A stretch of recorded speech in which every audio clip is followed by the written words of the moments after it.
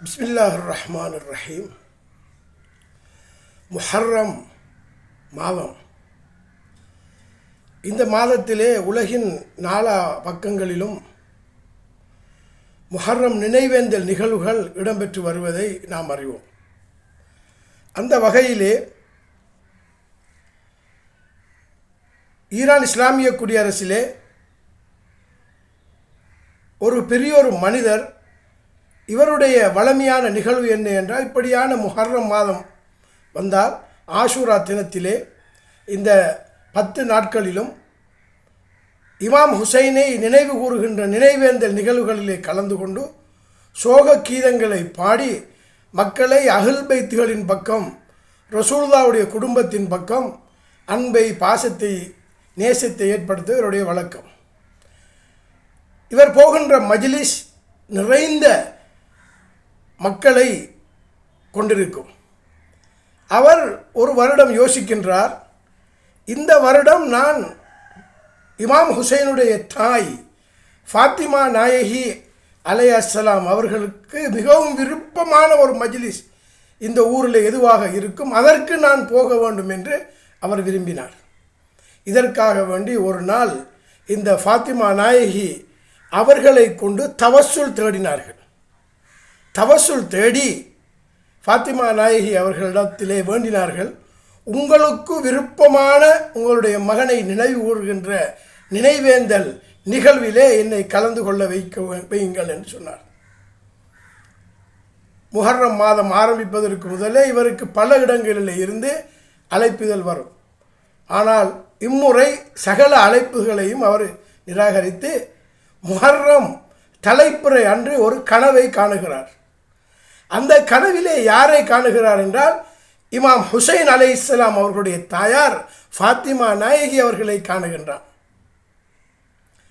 கண்டவுடன் ஃபாத்திமா நாயகிடத்திலே கேட்கின்றார்கள், ஹஸ்ரத் ஜஹ்ராவே, ஃபாத்திமாவே சலாமுல்லா அலையா, உங்களுக்கு மிகவும் விருப்பமான ஒரு மஜ்லிஸ் எது என்று சொல்லுங்கள், அதிலே நான் போய் இந்த சோக நிகழ்வுகளை, இந்த பாடல்களை பாடி உங்களுடைய குடும்பத்தின் பக்கம், உங்களுடைய பிள்ளையினுடைய அன்பை, பாசத்தை ஏற்படுத்த வேண்டும் என்று அவர் சொன்ன பொழுது அவர்கள் சொன்னார்கள், கனவிலே எங்கெல்லாம் ஹுசைனுடைய கொடி ஏற்றப்பட்டு என்னுடைய பிள்ளையினுடைய ஞாபகங்கள் நினைவு கூறப்படுகிறதோ, நினைவேந்தல் நிகழ்வு நடக்கிறதோ, அனைத்து இடங்களிலும் எங்களுடைய பார்வை இருக்கிறது, எங்களுக்கு மிகவும் விருப்பமானது என்று சொன்னார்.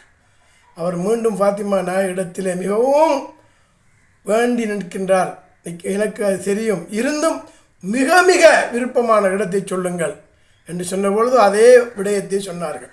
3வது தடவையும் சொன்ன பொழுது அவர் ஃபாத்திமா நாயகி அவர்கள் அந்த மனிதருக்கு சொன்னார், சரி, தெஹ்ரானிலே, தலைநகரம் தெஹ்ரானிலே ஷூஷ் என்ற ஒரு பிரதேசம், அந்த ஷூஷ் என்ற பிரதேசத்திலே இன்னொரு இடத்திலே ஒரு பெண்மணி ஒரு மஜ்லிஸை ஏற்பாடு செய்கிறாள்.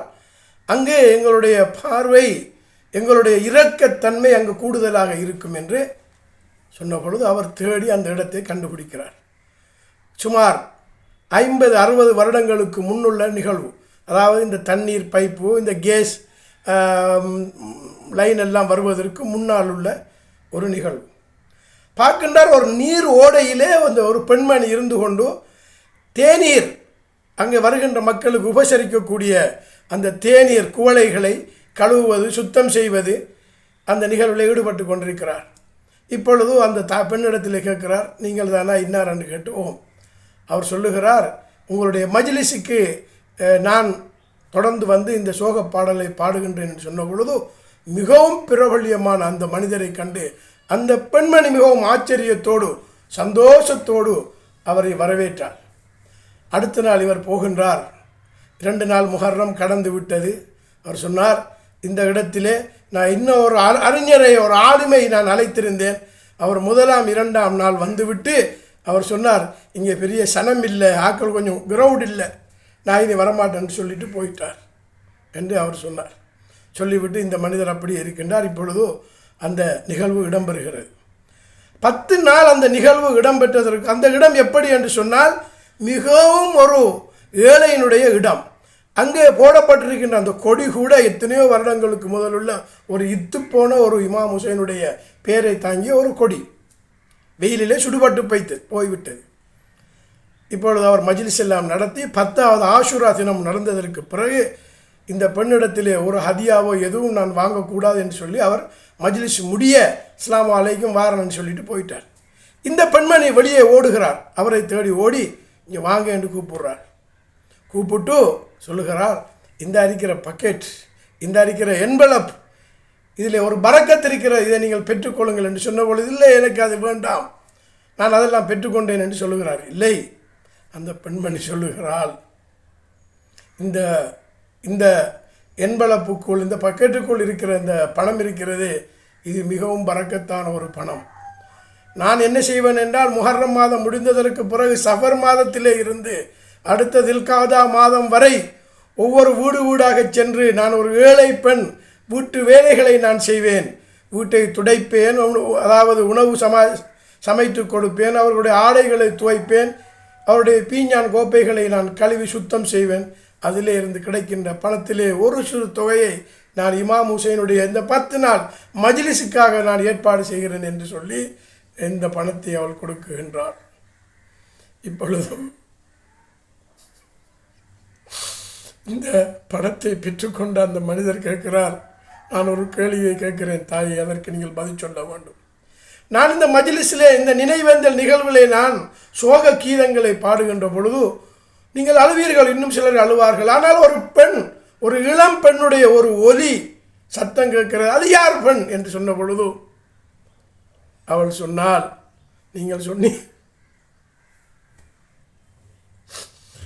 சொன்னீர்களே கனவிலே யாருடைய தாயை இடத்தில் நீங்கள் தவசுல் செய்தீர்களோ அவர்கள்தான் என்று சொன்னார்கள் என்றால், சகோதரர்களே, மஜ்லிஸ் சிறிதாக இருக்கலாம், நடத்துகின்ற ஆக்கள் பெருமதி இல்லாமல் இருக்கலாம், இதை நாங்கள் குறை கூறி அதை நாங்கள் அலட்சியம் செய்துவிடக்கூடாது.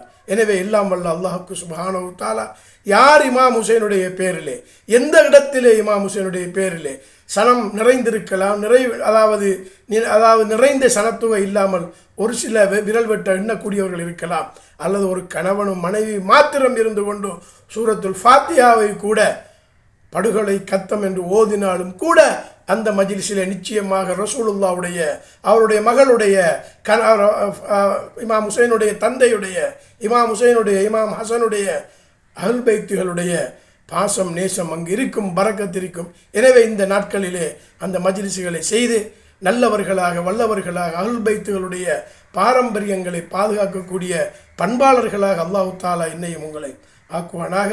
வஸ்ஸலாமு அலைக்கும் வரஹ்மத்துல்லாஹி வபரகாத்துஹு. அல்லாஹும்ம ஸல்லி அலா